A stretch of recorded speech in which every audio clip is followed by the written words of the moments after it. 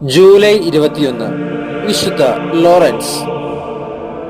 1559 July 22 ഇറ്റലിയിലെ ബ്രിൻഡസി എന്ന സ്ഥലത്താണ് വിശുദ്ധ ലോറൻസ് ജനിച്ചത്.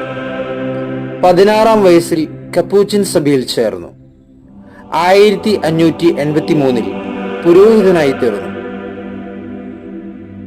വിശുദ്ധ ഗ്രന്ഥ പണ്ഡിതനായി അറിയപ്പെട്ടിരുന്ന Lawrence Latin, Hebrew, Greek, German, Spanish, French തുടങ്ങിയ ഭാഷകൾ നിഷ്പ്രയാസം കൈകാര്യം ചെയ്തിരുന്നു.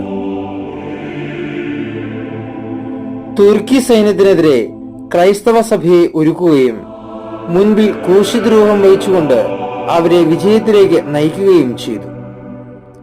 1619 ജൂലൈ 22 തന്റെ 60-ാം വയസ്സിൽ വിശുദ്ധൻ നിത്യസമാനത്തിനായി വിളിക്കപ്പെട്ടു.